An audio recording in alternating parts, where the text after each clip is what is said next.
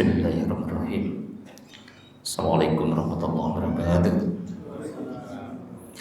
Alhamdulillah rabbil alamin. Allahumma shalli ala Muhammad wa ala alihi washabbihi ajmain. Ya Rahman ya Rahim Ghafar ya Alim Aziz Hakim. Rabbi shrah li sadri wa yassir li amri wa datang bi lisani yafqahu qawli. Rabbi zidni ilma wa rzuqni fahma. Amin. Bapak Ibu yang dirahmati Allah SWT, mari kita awali ta'lim kita di sore hari ini dengan baca basmalah.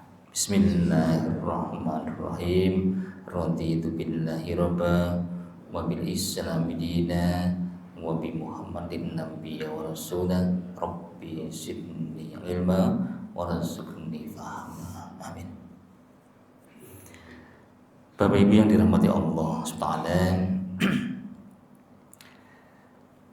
kita akan mengkaji tentang hikmah dari musibah yang hari-hari ini masih terasa di negeri kita dan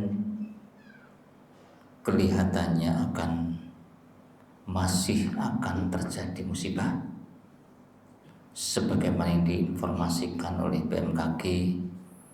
Adanya perkiraan dari adanya siklon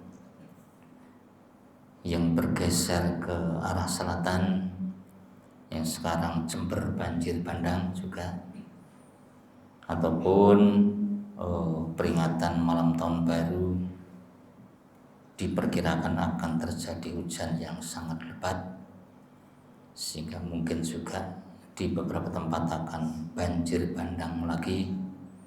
Kalau tahun baru banjir ya mungkin ya kembang api ini udah melempem ya, lebih bagus. Dan juga peringatan adanya gempa megatrust yang potensi itu sudah terbaca dan seterusnya. Musibah demi musibah yang ada di negeri kita ini sebaiknya kita ambil hikmah pelajarannya. Pertama kita akan baca firman Allah Ta'ala surah Al-Hadid ayat yang ke-22. A'udzubillahi minasyaitonirrajim.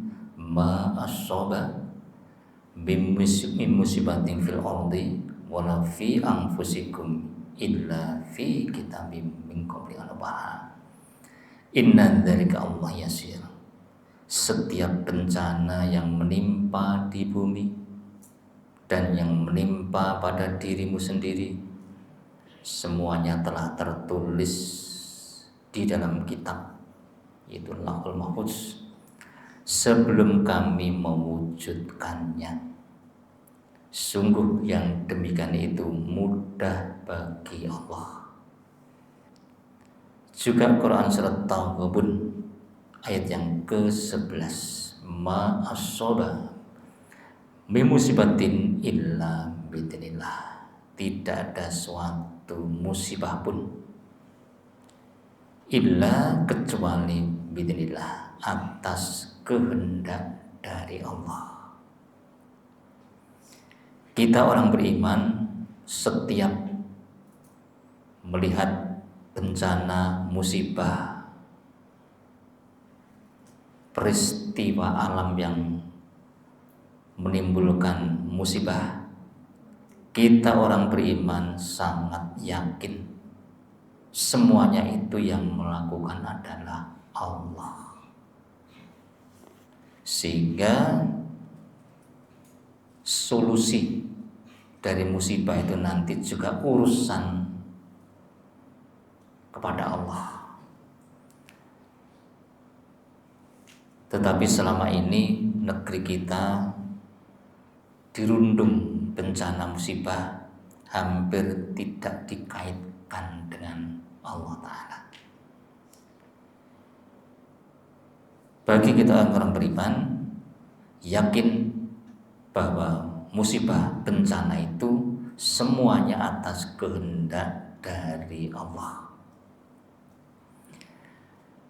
Kemudian yang menjadi pertanyaan bagi kita adalah, untuk apa Allah menurunkan bencana?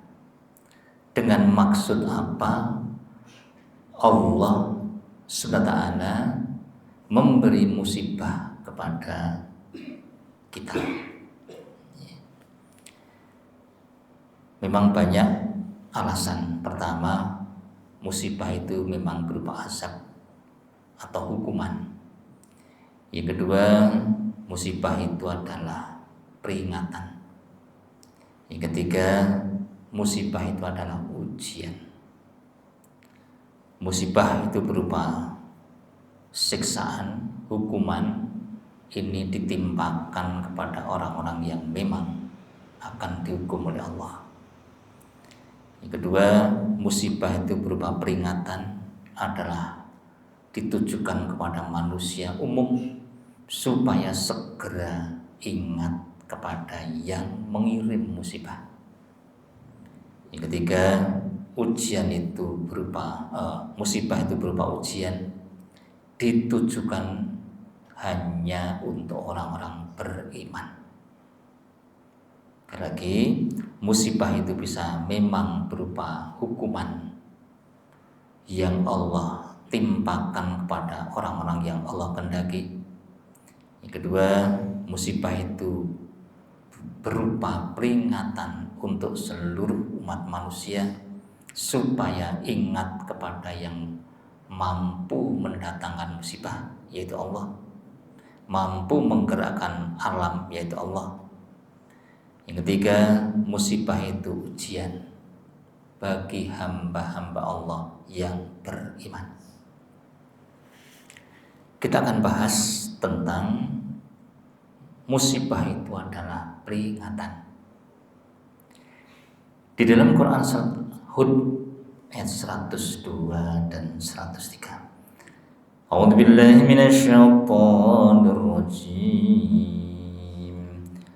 Wa kadzalika akhdhu rabbika idza akhadhal qura wa hiya zalimah inna akhdahu alimun syadid. Inna fi dzalika laayatan liman khafa 'adzabal akhirah. Dzalika yaumun majmu'un lahun nas wa dzalika yaumun masyhud. Dan begitulah siksa Tuhanmu apabila Dia menyiksa penduduk negeri-negeri yang berbuat zalim. Sungguh siksanya sangat pedih, sangat berat. Sesungguhnya pada yang demikian itu pasti terdapat pelajaran bagi orang-orang yang takut kepada azab akhirat. Itulah hari ketika semua manusia dikumpulkan untuk dihisab, dan itulah hari yang disaksikan oleh semua makhluk. Siksa Allah, azab Allah yang Allah turunkan di suatu negeri itu memang pertama untuk menghukum orang-orang zalim yang Allah kehendaki, sekaligus dia menjadi sarananya Allah untuk memberi peringatan tentang siksa Allah yang berat nanti dari kiamat bagi orang-orang yang beriman. Dengan demikian, ketika kita melihat peristiwa yang menimbulkan musibah, tidak lain tujuannya supaya kita itu segera ingat kepada Allah. Seperti yang dikatakan oleh Ibnu Qayyim al-Jauziyah, Allah memberi izin kepada bumi untuk membuat gempa dan tsunami. Kemudian Allah punya maksud supaya manusia itu takut kepada Allah dan akhirnya bisa kembali kepada Allah. Imam Qatadah mengatakan, Allah Subhanahu wa ta'ala mempertakuti manusia dengan tanda kekuasaannya sesuai yang dikehendakinya, supaya manusia itu mengambil pelajaran dan kembali kepadanya.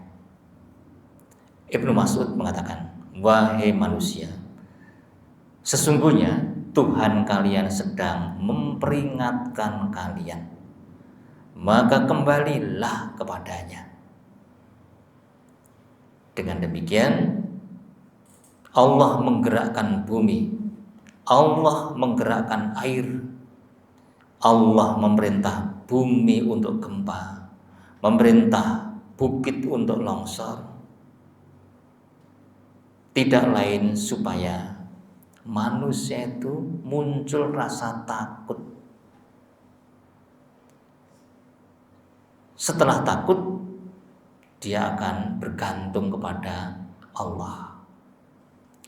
Maka kita menyaksikan betul teriakan-teriakan saudara kita yang melihat musibah itu. Teriakannya hanya Allah saja. Allahu Akbar, la ilaha illallah, astagfirullah. Itulah tujuannya, supaya mereka itu muncul rasa takutnya kepada Allah dan akhirnya kembali kepada Allah. Kemudian ketika Rasulullah SAW di zaman beliau terjadi gerhana matahari, gerhana bulan, beliau mengatakan keduanya itu tanda kekuasaan Allah, dan sesungguhnya keduanya tidak mengalami gerhana karena kematian seseorang dan tidak karena lahirnya seseorang, tetapi Allah Subhanahu wa ta'ala mempertakuti hamba-hambanya dengan keduanya. Maka kalian harus segera bergegas untuk ingat kepada Allah, berdoa, memohon-mohon kepada Allah, mohon ampunan kepada Allah. Terus Nabi mengatakan as-salatu jami'ah, as-salatu jami'ah, ayo sholat, mari sholat. Dan sholat gerhana itu kita ketahui lamanya sesuai dengan lamanya gerhana, yaitu bacaannya, tasbihnya, dan seterusnya, supaya kita itu memang betul-betul kembali kepada Allah. Inilah pelajaran yang pertama. Begitu kita sekarang ini menyaksikan Allah berturut-turut menurunkan bencana, musibah, tidak ada solusi kecuali segera kembali kepada Allah. Kita sedang diingatkan oleh Allah. Yang diingatkan itu sudah barang tentu orang yang bisa mengambil pelajaran. Apa tuh maksudnya diingatkan? Diingatkan itu berarti kita lupa atau lalai, sehingga perlu diingatkan. Berarti kalau diingatkan itu berarti kita punya sesuatu yang membuat Allah perlu mengingatkan.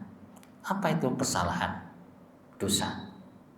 Sehingga untuk mengatasi ini ya evaluasi diri atau memperbaiki diri, mana-mana yang menyebabkan kita kok perlu diingatkan Allah. Mestinya begitu. Tapi selama ini peristiwa musibah, gempa dan seterusnya hampir tidak ada urusan dengan Allah di negeri kita ini. Bahasan-bahasanya tidak ada urusan dengan Allah. Kita orang beriman mestinya ini adalah peringatan dari Allah. Karena bumi tidak mungkin bisa bikin gempa sendiri.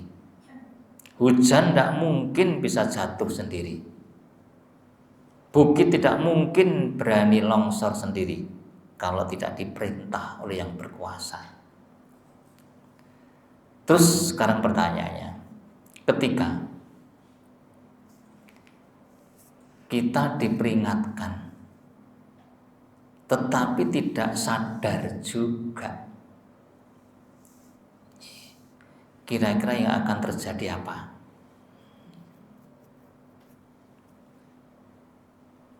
Mungkin akan diberi peringatan lebih besar lagi.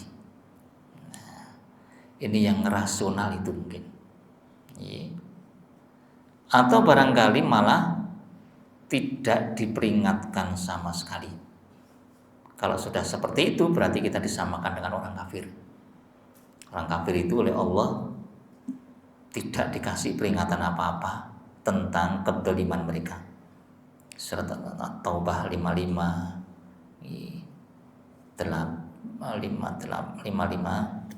Maka janganlah harta dan anak-anak mereka membuat kamu kagum. Sesungguhnya maksud Allah dengan itu adalah untuk menyiksa mereka dalam kehidupan dunia dan kelak akan mati dalam keadaan kafir. Orang-orang kafir itu memang diluluh oleh Allah Ta'ala. Juga Quran Surat At-Taubah 85, dan janganlah engkau Muhammad kagum terhadap harta dan anak-anak mereka.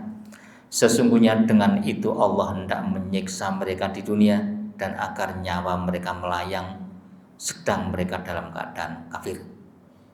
Orang kafir tidak menyembah Allah, malah mensekutukan Allah, menuduh Allah punya anak dan seterusnya. Oleh Allah diamkan saja, tidak dikasih peringatan bencana dan seterusnya, malah digerojok dengan kenikmatan. Supaya apa? Supaya mereka nanti matinya tetap kafir.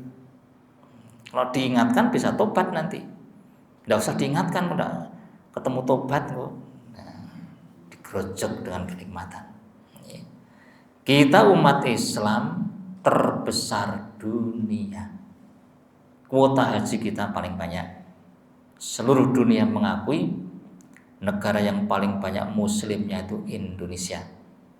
Sehingga secara tidak langsung kita itu menjadi sorotan.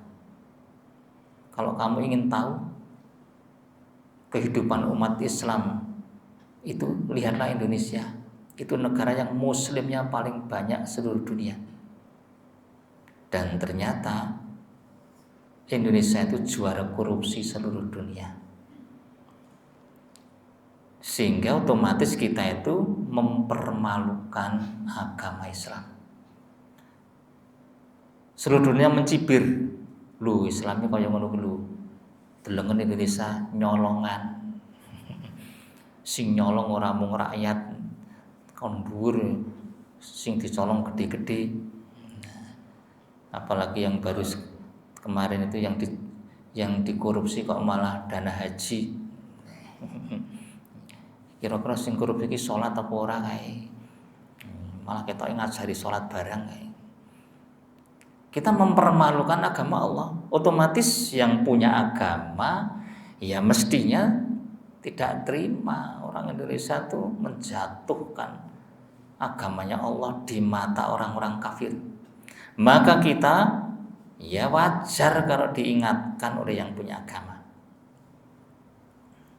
Jujur saja sekalian, Indonesia itu mayoritas muslim.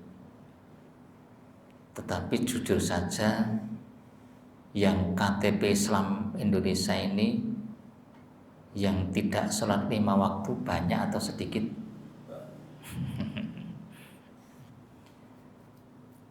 Malah kelihatannya KTP Islam Indonesia ini yang sholat dengan yang tidak, itu banyak yang tidak.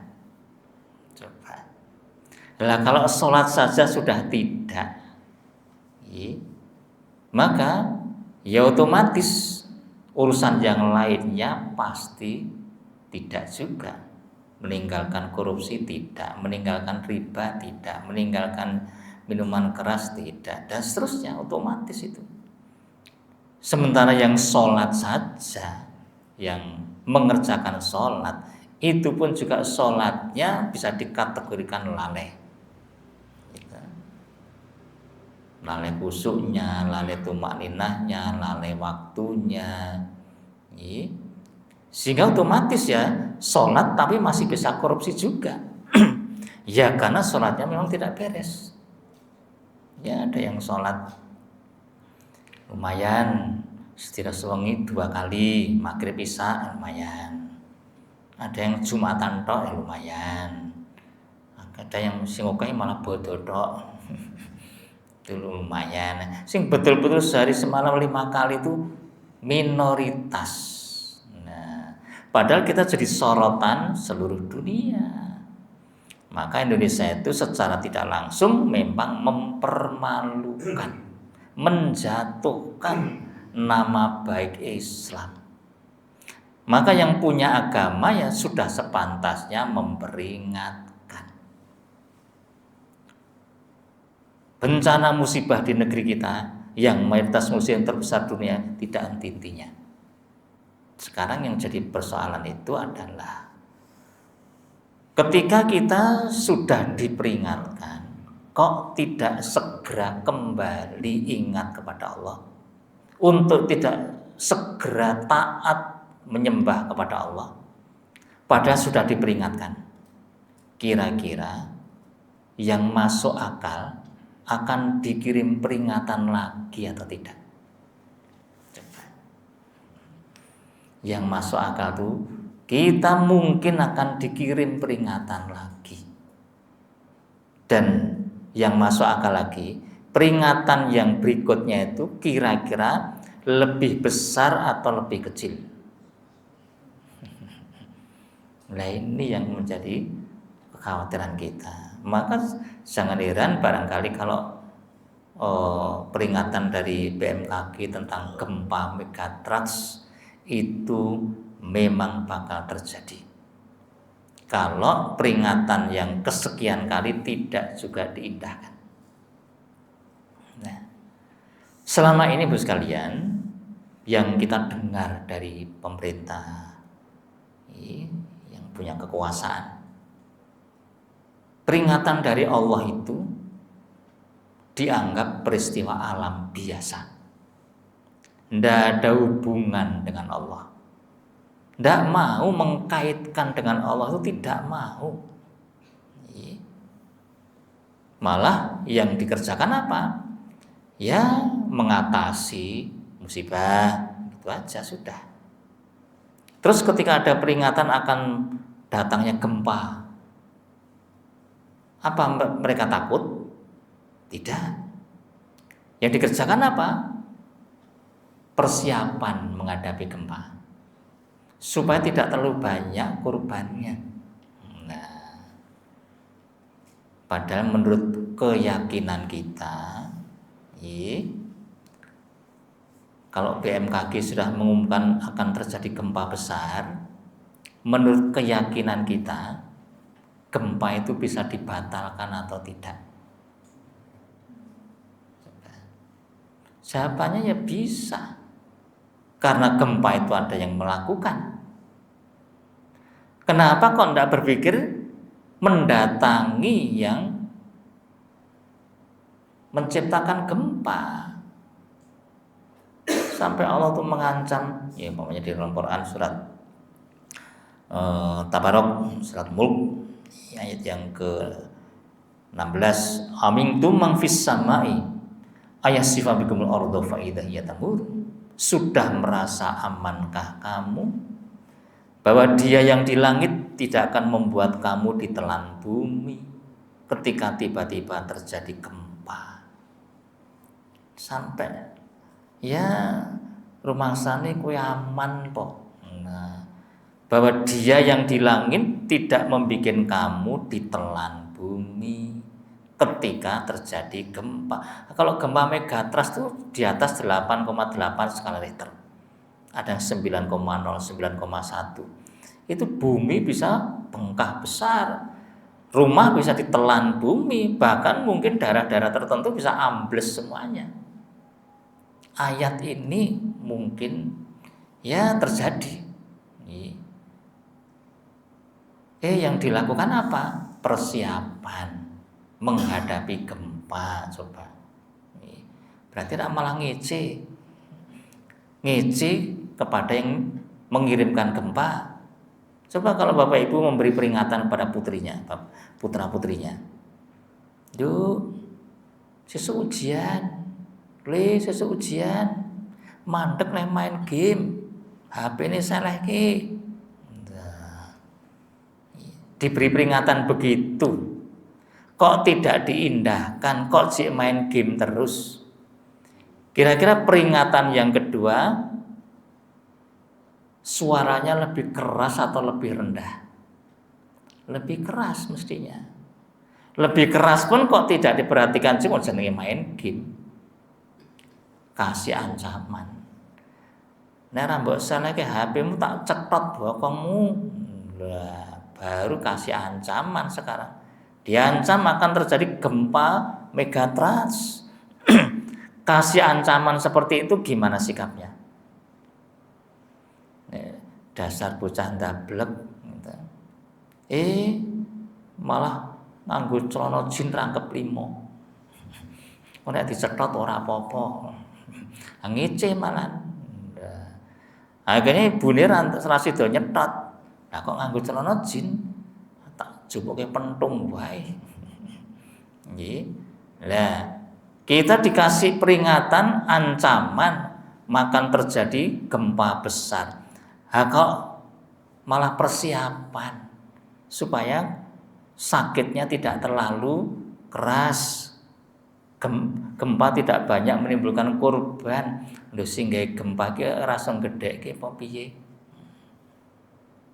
Ya sama yang kita contohkan dulu panjenengan tindak masjid.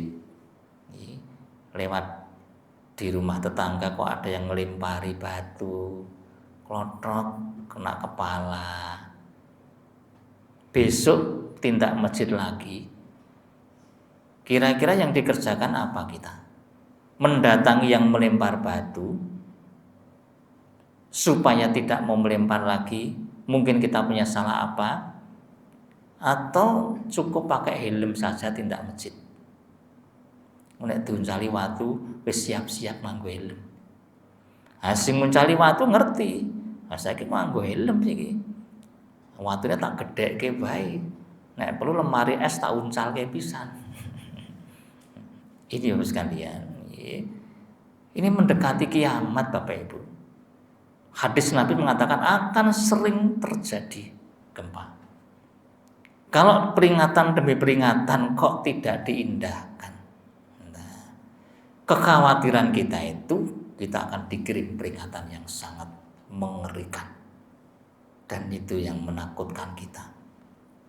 Maka mestinya dengan melihat musibah demi musibah terus terjadi, kita harus segera kembali takut kepada Allah.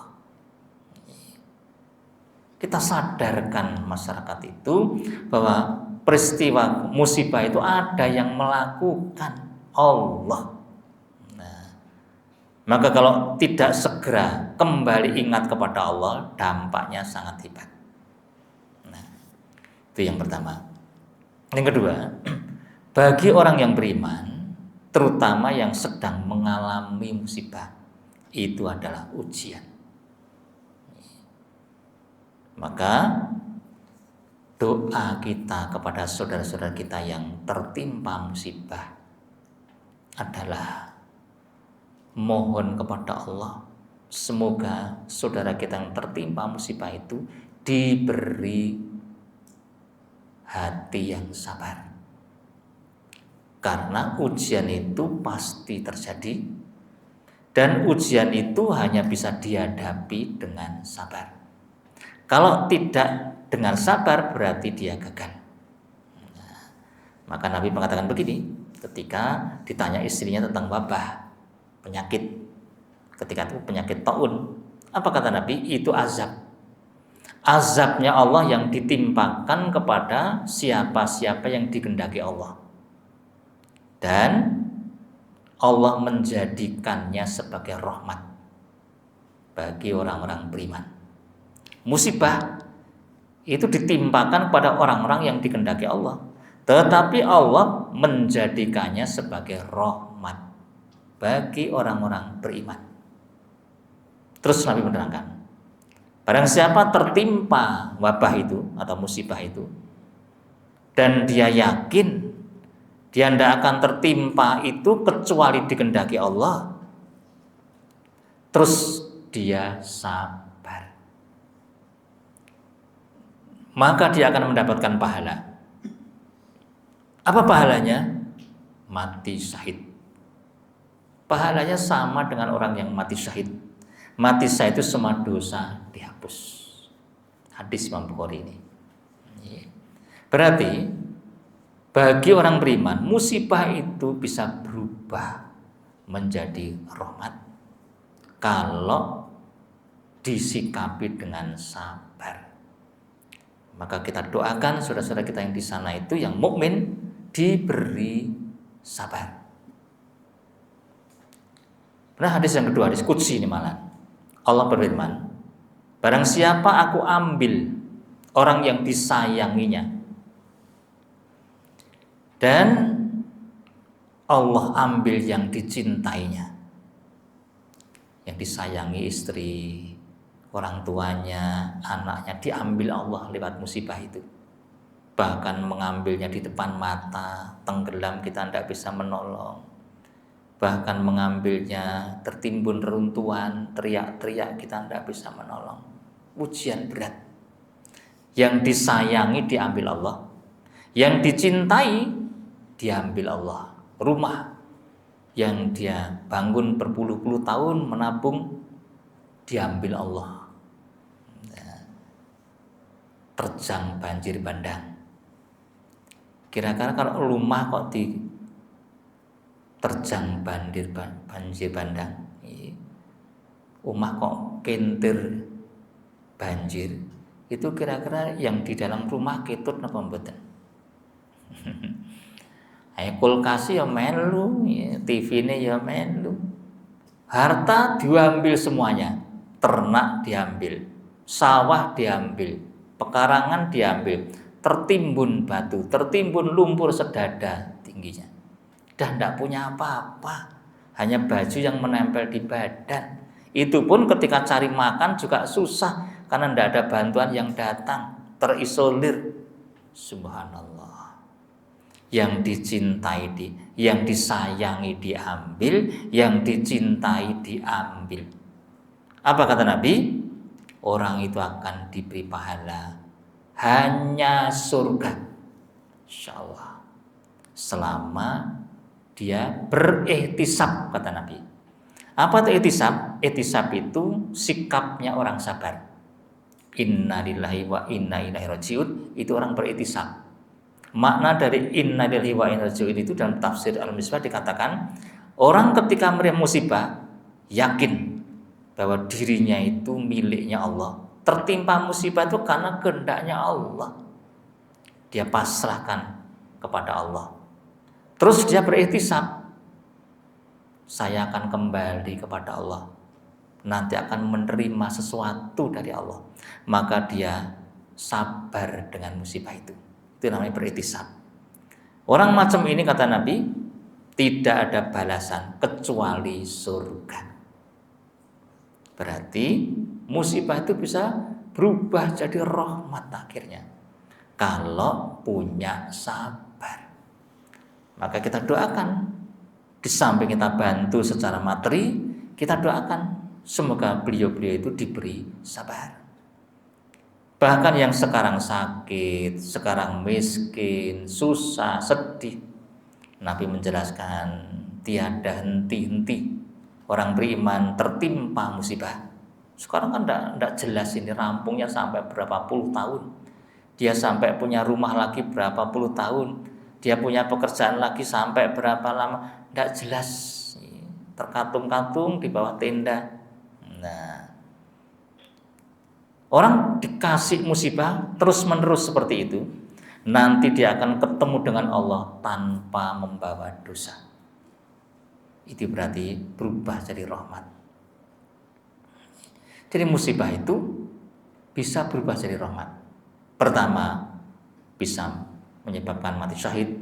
Yang kedua, bisa dia surga. Yang ketiga, yang sedang sakit dan sebagainya dikurangi dosa-dosanya, dihapus dosa-dosanya, atau dia diangkat derajatnya. Nabi cerita, hadis Imam Daud nih, Ada seseorang yang dikehendaki Allah menduduki suatu tempat. Allah tuh menghendaki orang ini ditempatkan di tempat ini, surga tertentu. Tapi orang itu amalnya tidak cukup. Apa kata Nabi? Orang itu dikasih musibah mengenai badannya, anaknya, atau hartanya. Tetapi orang itu oleh Allah diberi sabar. Sehingga akhirnya amal yang kurang tadi menjadi cukup. Berarti musibah bisa berubah jadi rahmat selama sabar. Untuk apa? Menambahi amal kita. Maka di samping penghapus dosa bisa menambah amal, ganjaran. Contoh, Nabi itu kira-kira diberi sakit atau tidak oleh Allah? Bahkan sakitnya Nabi itu 2 kali lipat orang biasa. Apa Nabi banyak dosa? Kok dikasih sakit yang hebat? Nabi tidak punya dosa. Dosa yang lalu dan akan datang sudah dimaafkan oleh Allah. Kok dikasih sakit hebat?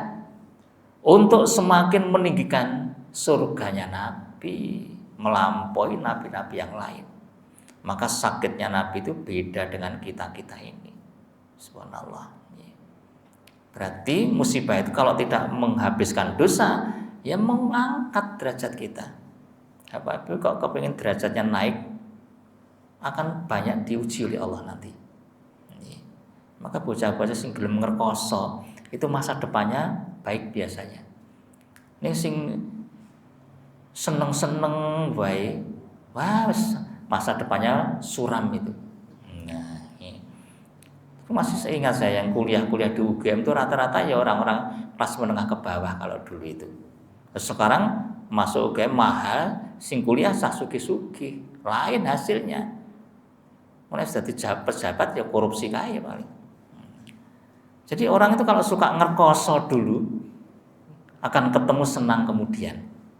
Seperti puasa itu loh. Orang kalau gelem poso ngomangane sore dadi kepenak. Satu dinasihati simbah saya juga begitu. Le nek ra doyan mangan, kono njupuk pacul ning sawah. Engko bar macul enak rasane mangan kuwi. Oh gitu. Jadi berakit-rakit ke hulu berenang nang ketepian itu betul. Ning nek ra gelem ngerkoso, seneng-seneng wis salamat iki. Ada teman saya itu punya kontrakan di toko-toko di Jalan Kejayan sana itu. Anda salah punya 3 kapling dia. 1 kapling itu kontraknya setahun 50 juta. 3 kapling 150 juta setahun. Berarti per bulan berapa itu? Nah, ya sekitar 15 juta per bulan. Ongkang-ongkang tanpa kerja. Akhirnya anaknya ya wegah sekolah. Duitnya wegah nggih apa? Kon kuliah wegah kon ngopo tak mikir. Wis akhire mung dolan rono dolan rene. Nek kon kuliah ya golek kuliah sing kepenak. Ya jurusannya apa? Penerbangan. Apa kuwi gabur turun. Penerbangan. Nek sore gegere ana kurungan keng yang ngalor ngidul. Penerbangan. Nah, ya masa depannya ya seperti itu akhirnya. Nah, ya. Tapi yang mau ngerkoso di depan, maka simbah-simbah zaman dulu sudah hafal. Mbah niki putune awake anget. Ora apa-apa, kuwi arep mundhak akale. Nah, kasih panas dulu badannya. Menapa men mundhak akale men tambah pinter. Niki adine malah diare, Mbah. Wis jenengane ngenteng-entengi. Arep ndang iso mlaku. Niki Mbah Putri nggih diare lho, Mbah. Arep iso ngongkong. Lah itulah. Jadi bagi orang beriman, musibah itu bisa berubah menjadi rahmat. Berarti itu ujian. Dikasih ujian, diselesaikan atau tidak. Cara menyelesaikan dengan yang namanya sabar. Apa itu sabar? Sabar itu artinya menahan.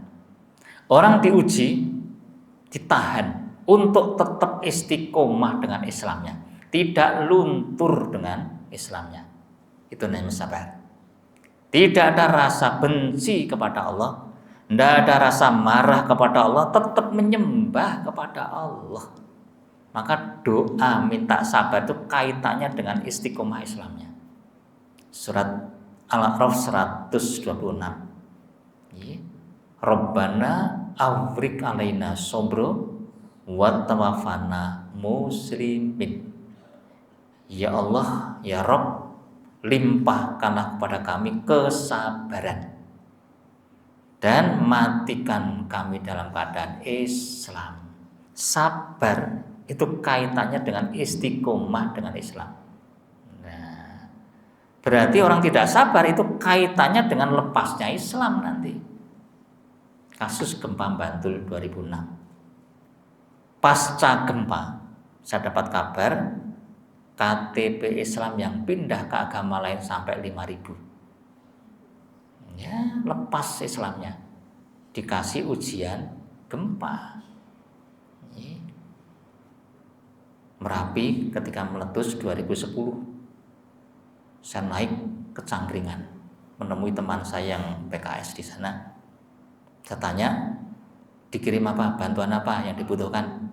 Apa mereka yang diminta nomor 1 coba? Minta spanduk coba.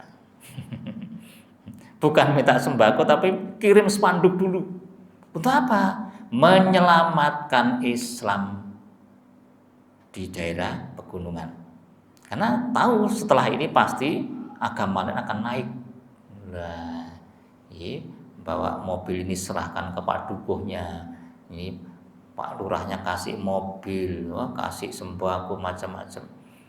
Kita minta spanduk dulu dipasang di daerah-daerah untuk menyelamatkan Islamnya masyarakat sini. Kenapa? Orang susah, rumah ndak punya, ndak bisa makan, kok ada yang nawari dikasih rumah, kasih uang, kasih mobil. Siapa yang tidak mau? Maka mereka minta spanduk dulu. Tuh. Kaitannya sabar itu dengan lepasnya Islam nanti. Saya setelah naik dari Merapi itu turun sama istri ketika itu, mampir beli jadah tempe tempatnya Mbah Cari itu. Qadarullah kok bareng dengan rombongan dari agama lain. Ini satu rombongan pakai mobil itu, mereka juga baru turun dari Merapi. Wah, betul ternyata mereka sudah sampai ke atas. Nawarkan ini, nawarkan itu. Saya tuh sering datang ke Tepus, Gunung Kidul, daerah Wunut Sumberwungu, daerah yang paling banyak orang bunuh diri. Di sana itu kristenisasi paling sukses.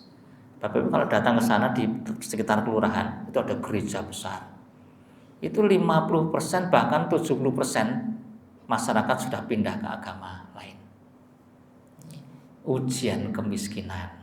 Nah, maka sekalian sebaiknya memang kita doakan saudara-saudara kita itu di samping dibantu, didoakan semoga diberi kesabaran sehingga tetap istiqomah iman Islamnya. Demikian sekalian kajian kita di saat ini. Mari kita akhiri dengan kafaratul majlis. Subhanakallahumma bihamdika asyhadu an la ilaha illa anta astaghfiruka wa atubu ilaik. Assalamualaikum warahmatullahi wabarakatuh.